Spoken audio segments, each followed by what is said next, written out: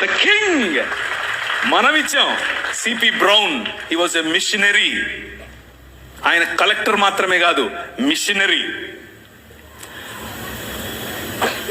తెలుగు భాష గద్య భాగంలో మొట్టమొదటి పేపర్ మనది. తెలుగు భాష గద్య భాగంలో మొట్టమొదటి పుస్తకం మనది. వీళ్ళకు వాళ్ళ సొంత రామాయణం మహాభారతాలు కూడా ట్రాన్స్లేట్ చేసుకునే దిక్కు లేదు. అది చేసింది మనమే.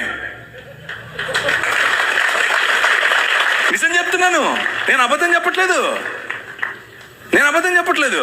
మొట్టమొదటి ట్రాన్స్లేషన్ చేసింది కూడా మనమే. వాళ్ళు అది కూడా చేయరు. ఎందుకంటే విద్య పంచకూడదు. వాళ్ళ రాజ్యంలో విద్య పంచకూడదు. మన రాజ్యం అందరికీ విద్య. ప్రతి ఒక్కరూ చదవాలి. ఎందుకు?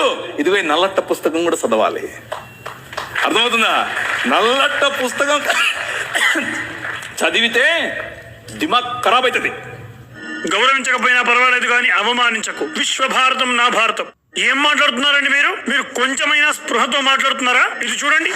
ఓకే మీకు అర్థమయ్యే భాషలో చెప్తా. వరాహమిహిరుడు తెలుసా మీకు? సామాన్య శకం 6వ శతాబ్దంలో మొట్టమొదటిసారిగా ఖగోళ విజ్ఞానాన్ని మరియు పంచాంగాన్ని ఆవిష్కరించిన మహామేధావి. ఆయన ఒక బ్రాహ్మణుడు.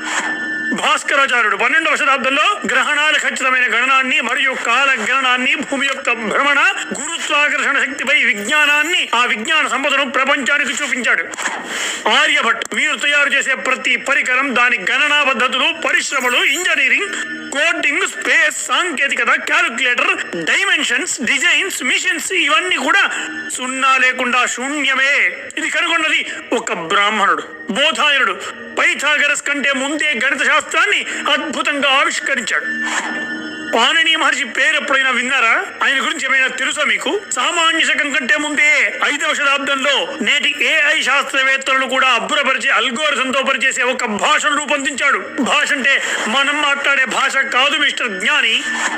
ఇప్పుడు సాఫ్ట్వేర్ ఇంజనీర్లు మనం వాడే పరికరాల వెనుక రాస్తున్నటువంటి C++, జావా, ఆర్కిల్ వంటి ప్రోగ్రామింగ్ లాంగ్వేజ్ ఉంది కదా, దాన్ని ఎప్పుడో కనుగొన్నాడు. అష్టాధ్యాయ అనే గ్రంథాన్ని అల్గోరిథమిక్ లాంగ్వేజ్ స్ట్రక్చర్ గా రూపొందించాడు. అంటే దాని ఆధారంగానే ఇప్పుడు కంప్యూటర్ లాంగ్వేజ్ ని డెవలప్ చేయడం సాధ్యమైంది. ఏంటి మీరు నమ్మరు కదా?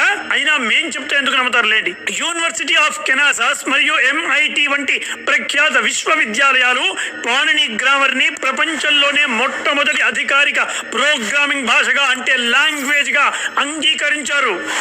అంతదాకా ఎందుకు? విక్రమ్ సారాభాయ్ వీరి గురించి ఎప్పుడైనా విన్నారా? నేను భారతదేశమే కాదు ప్రపంచం గర్వించే అంతరిక్ష పరిశోధనలు చేస్తున్న ఇస్రో మూల వ్యవస్థాపకులు. 1962లో Indian national committee for space research అనే సంస్థను స్థాపించి 69లో దాన్ని ఇస్రోగా మార్చారు. ఇలా చెప్పుకుంటూ పోతే చాలా మంది బ్రాహ్మణులే ఉన్నారు. బ్రాహ్మణ భజన చేయడం నా ఉద్దేశం కాదు.